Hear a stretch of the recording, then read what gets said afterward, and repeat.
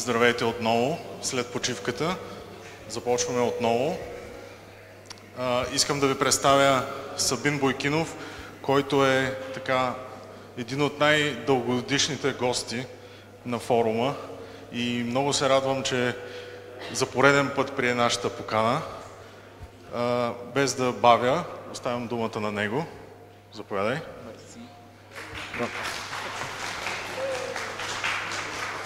Здрасти на всички! Много ви благодаря за вниманието, че се събрахме тук и на организаторите, разбира се, за това, че отново възродиха този фестивал, от който имаме прекрасни спомени. Казвам се Сабин Бойкинов и съм горе-долу вече от 20 на години в видеогейм индустрията. Работил съм в малки, големи, средни и всякакви фирми. В момента работя в голяма корпоративна компания, но няма да говоря за работата си по игрите. Ако това се надявате, ще говоря за това, което хората много рядко, така често не мислят, че освен работейки в една компания, трябва да намерят време за себе си и да създават неща, които малко или много ще ги презентират в моменти, в когато това им е много наложително. Когато една компания, примерно, вие работите много години в нея и един проект спре да съществува и вие нямате право да си покажете портфолиото и да покажете нещата, които сте работили, вие се отзовавате в момент, в който няма с какво да кандидатствате в следващата. И това, което винаги съм акцентирал, и много студентите и много хора в индустрията, колеги, които са работили, ми е правило впечатление, че те не защото не искат, а защото се чувстват изморени, нали, след работния дълъг ден, да намерят време за себе си и да покажат какво всъщност е в тяхната глава и по какъв начин искат да създават собствени светове. Аз съм environment concept artist, винаги съм искал това да правя. Започнах кариерата си в игрите, в Haemon Games. Тук ще имаме колеги, които също ще говорят скоро, после след това. Много накратко да кажа с какво се занимавам. Това е Environment Concept Art, цялата среда, всичко без човечетата, както може да го кажем. И това ми е било винаги голямата страст, че съм искал да се занимавам с... Не сте ли чува? По-добре ли се чува в момента? Да, добре. И нещата, които са ме вълнували, са за обикалящия свят и как аз искам да разказвам истории с малките детайли, които виждам около себе си, начина по който интерпретирам тия детайли в една голяма илюстрация, в разказ, в определена история, която да покаже моите идеи за света. Бекграунда ми е традиционна живопис, която беше много повлияна от така наречения visionary арт течение, за което малко ще спомена. Още от тогава просто желанието ми беше да се занимавам също с създаване на светове и да разказване на истории чрез заобикалящия ми свят. Много силно бях повлиян полека в ученическите години от така наречения visionary art, който е много свързан с теченията на символизма, за което ще спомена мъничко по-нататък. И това винаги ми е давало отражение върху професионалните неща. Много важно, според мен, като нали, човек, който иска от вас да се занимава с Environment Concept Art, е да работи над себе си, като се взима едно скисниче, обикаля, пътува и запазва много малки части от природата около себе си. Всяка една скица, която вие направите, е някакъв много малък детайл, който може да ви послужи за работа по времето на някоя игра или на някой филм, който съществува, нали, в случая, когато вие сте в едно студио, можете да си го извадите и си кажете, тук съм се сетил за много хубаво място. Всичките неща, които споделям, е моят начин аз да намеря вдъхновение, да си създам илюстрациите, да покажа нещата си и да обогатя лично работата си като илюстратор и като художник и като концепт артист. В последните 10 години вече станаха. След работно време винаги съм акцентирал над една идея да започна да създавам илюстрации, които са свързани с нещата, които мене ме вълнуват, когато съм бил сред природата и с нещата, които мен лично са ме вълнували още от ранна детска възраст, свързани с митологията. Тия две неща като тематика са преплетени във всичките тия неща, които съм нарисувал на повечето от персоналните си картини и те винаги са били свързани с енвайронмента и с нещата около заобикалящия свят. Най-честа тема, която винаги ме е вълнувала е морето. Не съм от морски град, роден съм в Русе, имаме река, не беше много чиста като бях малък и сега е същата. И в общи линии самото място винаги много ме е вдъхновявало чисто от детайлите, около нещата, които човек вижда и които търси. Всеки един нас, като художник, всеки един човек има в себе си неща, които много го вълнуват. Той несъзнателно търси детайлите, които се асоциират с него. Когато сте в едно място, дали си в гората, дали си край морето, дали си в планината, има неща, които супер много те вдъхновяват и те карат да създаваш. Искаш да рисуваш, искаш да ги вкараш в рисунките си и просто там да покажеш на хората твоята интерпретация.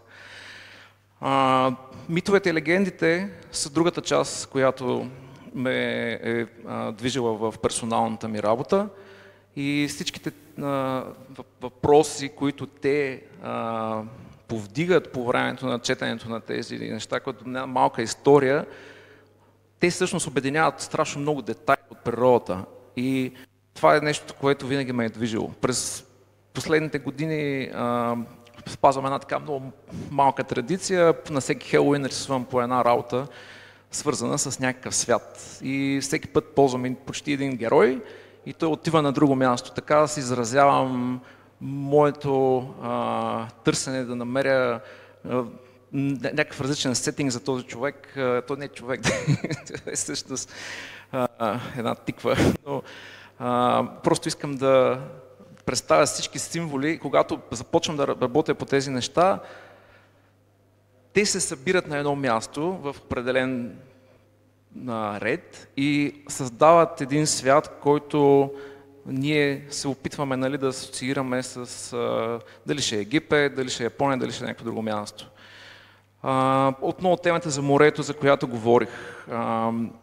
Символизма на морето винаги страшно много ме е вълнувал и особено в тази от последните ми неща мога да говоря как човек създава разказ с помощта на заобикалящия свят. Най-важното нещо, което винаги, поне за мен, мога да споделя в моите неща, е винаги да има някакъв герой и неговото пътешествие, така наречена Hero's Journey, което в случая е този рицар, който обикаля в един imaginary свят и се опитва да намери отговори на живота, може би. Полека-лека, абсолютно всеки един детайл, който съм вкарал в тази работа в случая или в предните, винаги е имал смисъл, който да обедини света и да разкаже някаква история. Изоставената лодка разказва история, кракенът разказва история, самотният рибар, изоставената къща край морето, водолазния костюм, заскарите, тези капани, схвърлената лодка, фара, всяко едно нещо в всичките тези неща, в тази картина имат смисъл и те са детайли на заобикалящия ни свят и те го изграждат. Ще започнем от тук. Това, което споделяме, това, което мене ме вдъхновява да се създавам нещата.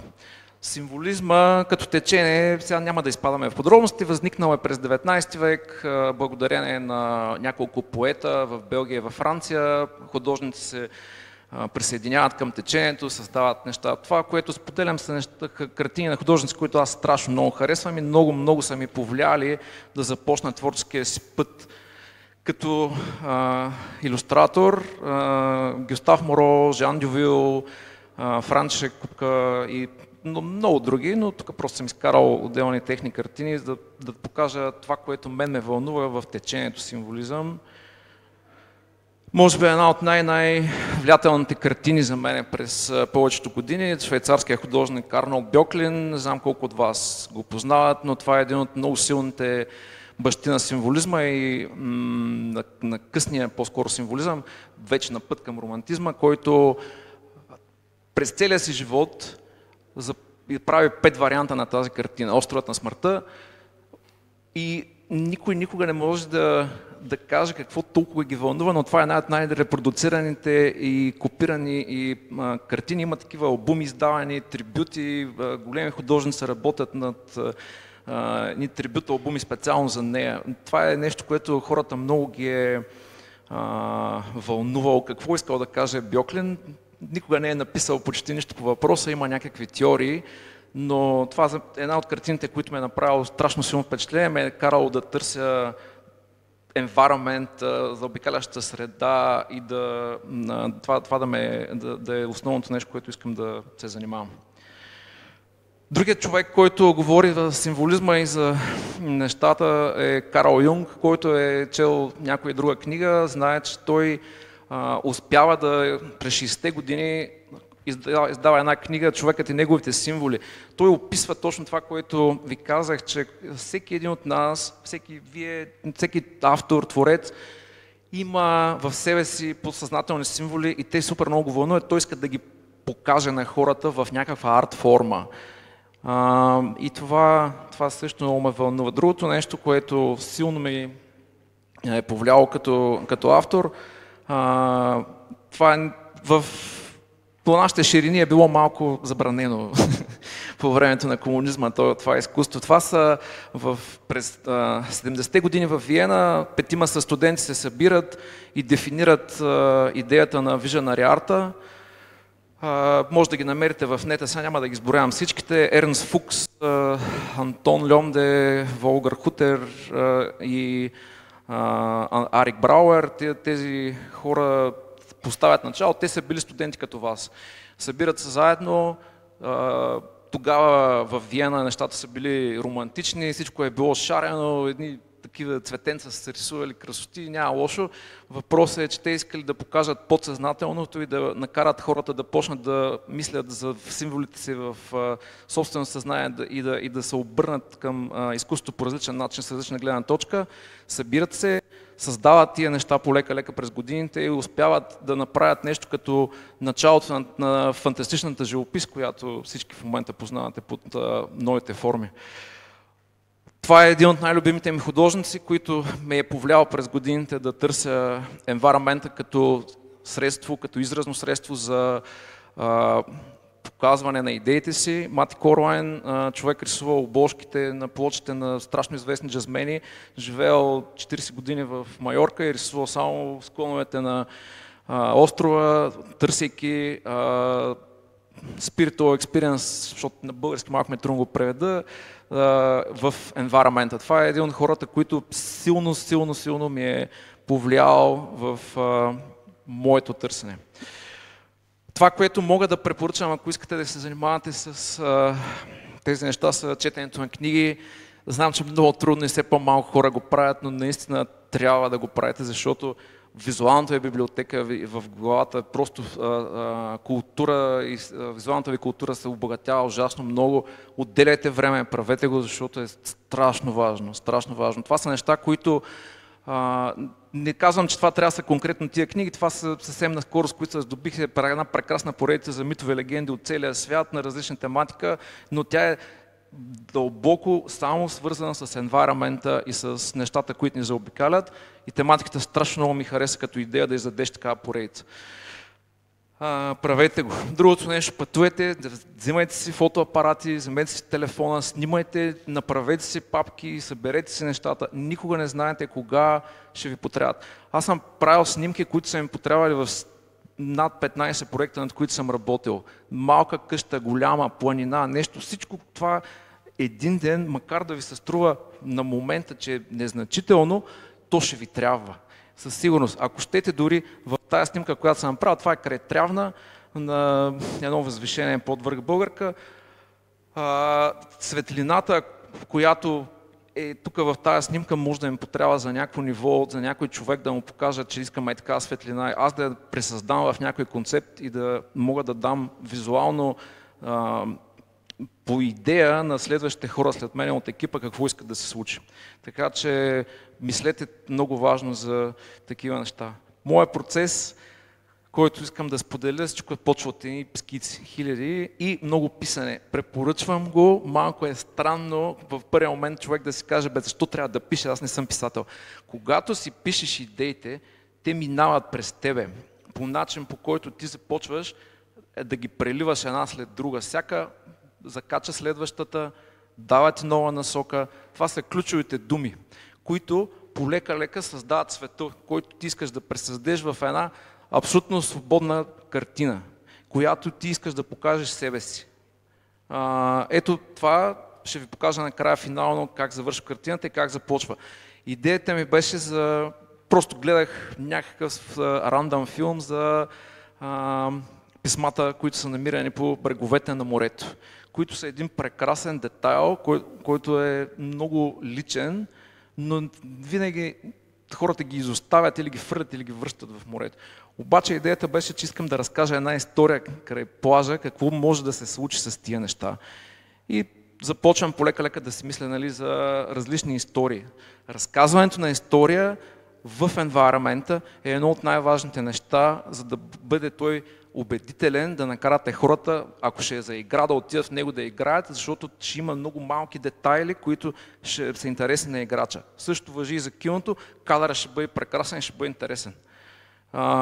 Продължаваш полека-лека да си цъкаш върху скиците, вадиш различни неща. По време на самата работа много често ти се раждат нови идеи. Веднага ги записваш, защото примерно след 10 минути тя може да изчезне. Много често съм се ядосвал как нещо съм сетил, казвам си, окей, ще го запомня или ще го оставя след 5 минути. Не го оставайте. Важно е да си ги запишете. Не е срамно или нещо, това не работи. Чува ли се така? Или не? Ало, не. Работи ли това? Добре. И ето сега, това е нещо, което мога да кажа как всъщност съм създал историята. На тази рисунка, това е финала след скиците, които съм си направил, мислил съм за тях, създал съм свят. Разказвам историята за пътя на героя. Този герой е мой персонален герой. Аз съм си го решил за това, той ще е част от моите истории. Следващите 10 години най-вероятно ще е част от рисунките ми. И той ще си седи там, ще се разхожда край това море и ще създаде един свят. Абсолютно всеки детайл, който исках да добавя, има смисъл да създаде неговия свят и да го изгради. Това е моят начин да разкажа историята. В случая латинския надпис, бутилката с парчето, пак с ключа и с медузата, нещо, което е все едно част от океана, който е излязъл извън, нали, водата, но все пак е още жив и е останал там. Това е парче от света, който ни заобикаля, но ние никога не можем да стигнем до него, защото реално асоциацията на хората с дъното на морето е, че ти никога не можеш да отидеш, обаче ти можеш пък да я видиш, тя може да излезе. И ако срещнеш това нещо, може да намериш разказ в нея, и ключа, който може да отвори врата. За коя врата никой не знае, но може би ще я намеря. Кръглата топка е един много интересен символ, който научих много късно какво представлява. През 19 век, 20 началото, в Скандинавия рибарите започват да правят тази кръгла топка от стъкло, за да поддържа мрежите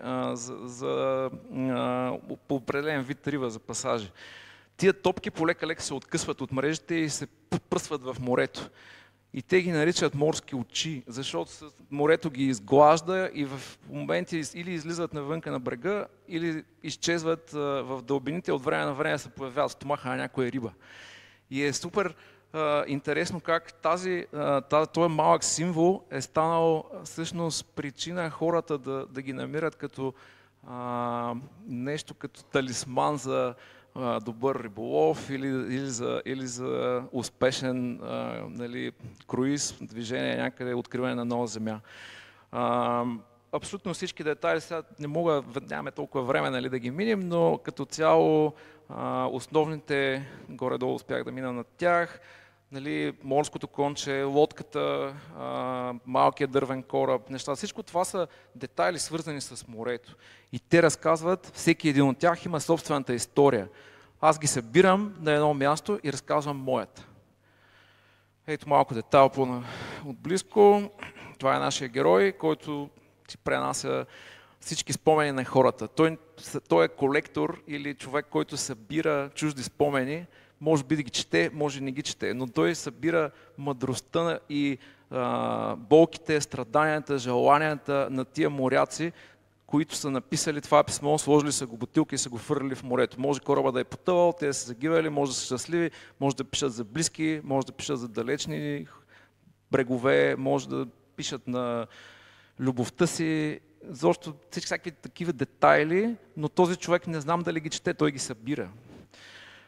Частите на дълбините на океана, парчето, което идва от морето, обаче седи и хората могат да го видят. Детайл от дълбините. По същия начин съм подходил и към тематиката за митовете и легендите. Абсолютно всички детайли в илюстрациите ми, свързани с митологии, които мене много ме вълнуват, са свързани с това да събера определени детайли, но някакси да ги съчетая, да карат хората да се замислят и да потърсят малко повече за всяка една история. Има свръхестествени елементи на самия ягуар като посредник между двата свята на майте, самият шаман, който хората там наричали Нагуал, който използва кактус пейот за своето пътешествие между световете. Бялата сова е символ на една от богините на подземния свят, Лейди Микте. В майянската култура малко по-късно вече преминава в друг бог. Абсолютно основното божество в Латинска Америка е пернатата змия или Кецалкоатл, която присъства в цялата им култура и винаги е свързана с нещо много любопитно за мен, че бял бог слизащ от небето с хиляди лица, който никой също не знае откъде е дошъл и е винаги създавал формата на мистицизъм. Абсолютно всички тия неща, като ги обединиш, може да създадеш една малка история, да накараш хората да се замислят или най-малкото да прочитат нещо за тях. Всичко започва по същия начин, но разказваш малки истории на белия лист, започваш да мислиш за тях, създаваш си композиции. Дори бих препоръчал на хората, които искат много се занимават с това, да седнат и да почнат да се създават малки историйки около всеки един елемент в картината, както аз съм седнал, отделете си 4-5 дена, една седмица, няма значение. Има много голям смисъл, защото в тях ще се родят не една, а примерно 10 картини за в бъдеще. И е хубаво човек да инвестира в този момент, защото съм забелязал как хората много често искат веднага да седнат и веднага да я направят тази картина, ми не става. И търсенето е нещо много по-интересно, отколкото самия финален процес. За мен е поне е така. Но винаги всичко, което лично мен ме е движило и това, което споделям, е за обикалящия свят.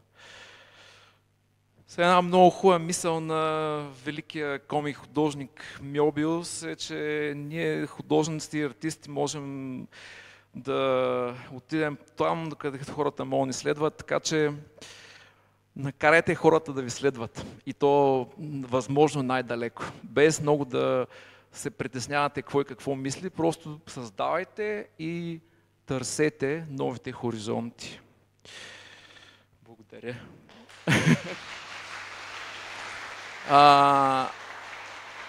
Ако някой иска да ме намери, това са ми социалните медии, всеки може да се снима каквото иска. Сме по коридорите, може да питате, имате ли въпрос нещо, някъде за нещо? Ако не, може да питате и по-късно. Най-често използвам софтуер. Единственото нещо, което ползвам е, две са, Photoshop и, това е за работа, Photoshop и Blender. Въпросът е, че най-често използван софтуер е това канче с моливи. Това ми е често използван софтуер. Нямам друг. Смятам, че твърде многото софтуер на моменти, поне за концепт артисти, утежнява процеса на създаване на работата. За съжаление, човек много често се обърква в твърде многото технологии. Не, че е лошо да ги знаеш, напротив, но е по-хубаво да ги намалиш. И накрая ще направиш нещо много по-добро. Защото ще мислиш с главата си, а не да се чуеш това как се правиш, тая комбинация работи или няма ли да стане. Много по-добре е да си имаш два софтуера, дето да работят. Photoshop и Blender за последните 5 години мисля, че ще работят идеално за концепт артисти.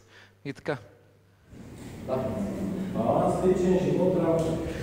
Но прекрасен въпрос, на който ми е много сложно да ти отговоря. Баланса между личния живот и работата е голяма магия, която със сигурност не съм постигнал, може би, по най-добрия начин, защото спането почва да страда.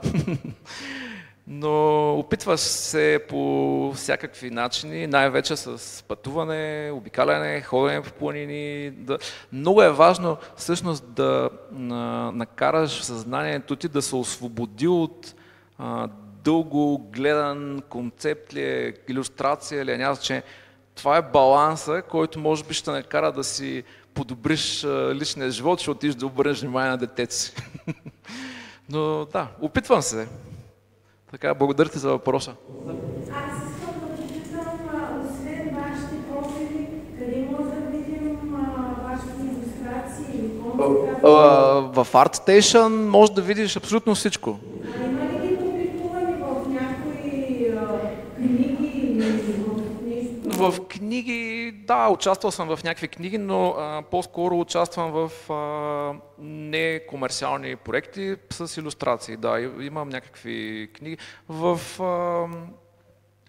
смисъл, персонално книга нямам, ако това ме питаш. Дали съм си издал албум? Не. Но по принцип, абсолютно всичко, за което говоря и за което нямам право да говоря, може да го видиш в момента тук, може да го видиш в ArtStation, в Instagram, всичко там съм качил. Може да видиш къде работя, така че всичко е наред. Бих си взела ваш арт за Мерси. илюстрована, издадена. Да, разбирам те, ма трябва и да спя. Нямам време за това. Благодаря ти много, оценявам, мерси. Въпросът е, че нямам персонален. Имам няколко проекта по въпроса, за съжаление си вървят в времето и още не. Но някой ден сигурно ще стане. Някой ден. Надявам се. Благодаря. Някой друг нещо? Няма. Добре. Ти, кажи. Да. Да, е високо. Кое е най-важното, което един артист може да прави работа? Мисля, че няма дефиниция за най-доброто място. Ако искаш да си намериш професионална работа, правиш профил в социалните медии и в професионален форум, какъвто в случая в момента е ArtStation. ArtStation не беше толкова естествен. Едно време имаше едно CG Hub, примерно, което 10 години беше прекрасно място, после умря. И сега в момента е ArtStation. Абсолютно на всеки 5-10 години тия места се сменят. Просто трябва, за съжаление, да си направиш на много места. Но трудно ме е да ти кажа, няма един отговор на този въпрос. Просто на всички социални медии има смисъл да си направиш профил, защото може би различни хора и различна публика ще те намери. А в края на краищата ти не ги правиш винаги за тая публика. Това са твоя път, който хората искат да видят. И ако видят, нали, че ти се развиваш и нещата от едно качество са станали много по-добро, това ти е някакъв път, който фирма може да наеме и да каже, да бе, супер, този човек се развива. Така че намираш достатъчно места. В момента е ArtStation, ако искаш краткия отговор. Да. Друг? Няма. Добре. Благодаря. Много. Мерси.